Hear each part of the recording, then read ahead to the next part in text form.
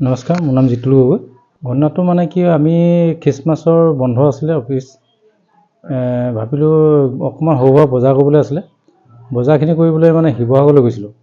আমি 2:05 মানত ওলাই গ'লোঁ আবেলি, আৰু ঘৰ আহি প্ৰায় 8টা ওচৰা-ওচৰি বজাত আমি ঘৰ সোমালোঁ। ঘৰ সোমাই আমি গেটখন দেখিলোঁ খোলা, তলাটো খুলিলোঁ, খুলি সোমাই আহিলোঁ। গাড়ী ৰখাই গ্ৰিলখনো সোমালোঁ, আগফালৰ দৰ্জাখনো তলা খুলিলোঁ, দেখিলোঁ যে খিৰিকী এখন খোলা আছে।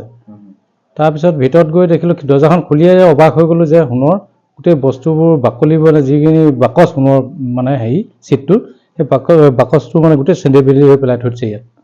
তাৰপিছত আমি নাৰ্ভাছ হৈ গ'ল, মানুহজনীও নাৰ্ভাছ হৈ গ'ল, ময়ো নাৰ্ভাছ হৈ গৈছোঁ। কি হ'ল মানে আচৰিত খাই গৈছোঁ।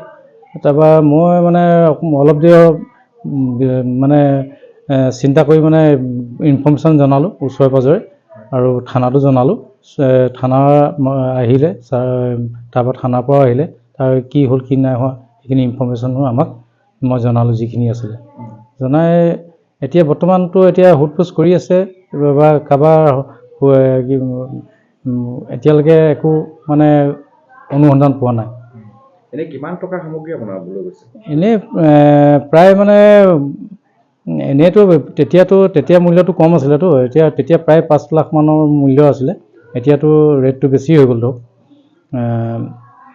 মানে এইটো জেট নিলে, একো নাই বস্তু, সোণৰ বস্তু একো নাই। 2টা চিট মানে কমপ্লিট লৈ গ'ল।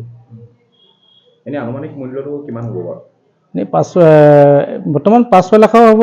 39 এজৰ 39 মানে আপোনাৰ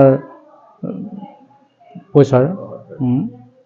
আৰু অন্যান্য কিবা সামগ্ৰী বেলেগ নিছে নেকি? তেনেকৈ কেছ পইচা প্ৰায় 15,000 16,000 এনেকুৱা আছিলে, সেইটো লৈ গৈছে। বাকী এনেই এতিয়া বৰ্তমান আপোনালোকৰ কাৰোবাৰ ওপৰত সন্দেহ কৰিছে নেকি? দেখুনা কৰিব পাৰে বৰ্তমান মানে এতিয়া সন্দেহ উপজা নাই তেনেকুৱা ধৰণৰ। এনেই মানে চবৰে লগততো মিলিয়ে আছোঁ বৰ্তমান। এতিয়া যদি ইনফৰ্মেশ্যন মিলে আমি জনাম থানাত। থানাত আপোনালোকে এজাহাৰ দিছে? এজাহাৰ দিছোঁ। আৰু সেই তদন্ত কেনেকুৱা আৰম্ভ কৰিছে নেকি? নাই, আৰম্ভ ধুনীয়া কৰি আছে। ছাৰহঁতে বহুত সহায় কৰিছে।